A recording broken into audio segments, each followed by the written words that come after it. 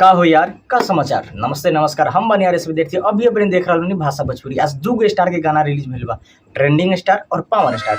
अपने सबन बता देवल जाओ कि सबसे पहले केकर गाना सुना देवल जाओ, लेकिन ना, अपने सबन बताएम ट्रेंडिंग स्टार पावर स्टार तो फिर झगड़ा हो जाई। सबसे पहले जे लोग बड़ भाई मानेला, सब लोग मानेला भोजपुरी जगत में, सब कोई सबसे बड़का भाई मानेला, अबे जल्दी बोल, कल सुबह पनवेल निकलना है। सबसे बड़का सिंगर सब कोई मानेला, तो उनकर गाना बजा देवल जाओ पावर स्टार। गाना सुनी मन के हाल बुझी दिलवा के गति से। सुन लेनी, बिजोर बा, मस्त बा, गजब बा।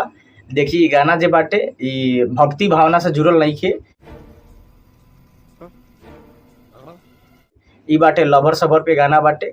चली ऐसा बात नहीं कि साफ सुथरा बहुत सारा पावर स्टार के गाना आ चुकल बा, तो ये वो गाना वो टाइप के भी आवे के चाहिए। तो एल्बम के नाम तो देखिए ले ली है कि मजनुआ से शादी करा दी भोला जी। हाँ, और अब दूसर का गाना ट्रेंडिंग स्टार के सुनने वाले जाओ।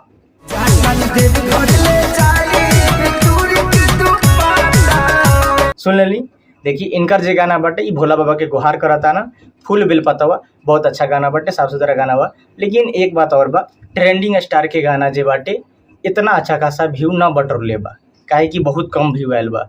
तुम्हें शर्म है? कुछ शर्म आया है? स्क्रीनशॉट लगा देता नहीं, देख ली रहुआ कि कितना घंटा में कितना व्यू आयल बा। और ये पावर स्टार की स्क्रीनशॉट देख ली, 7 घंटा में 1 मिलियन, इतना भी अच्छा खासा व्यू नहीं खे आयल। इनकर 3 घंटा 4 घंटा में 1 मिलियन व्यू आवत रहलक है। लेकिन इन्हें दोनों आदमी के व्यू कम होता, लेकिन फिर भी अभी की डेट में व्यू के मामला में पावर स्टार आगारू बाड़न। अब बड़का भाई बाड़न, भोजपुरी में सबके भाई बाड़न और सब कोई से आगे बाड़न, इनमें कोई शक नहीं है ना कोई संदेह बाटे। पावर स्टार के कभी भी आगे रहिए, ये बात सब कोई जाना था। खेसारी लाल यादव खुद बोले बाड़न कि कभी भी बड़ भैया थे, कभी भी बड़ भैया रहेंगे, तो हर मामला में ही बड़ भैया हैं। बिल्कुल, आपने मेरे दिल की बात बता दी। ठीक है, दोनों गाना बेहतरीन बाटे। तो अपने सबन से विनती बाटे कि दोनों गाना के प्यार आशीर्वाद दीजिए।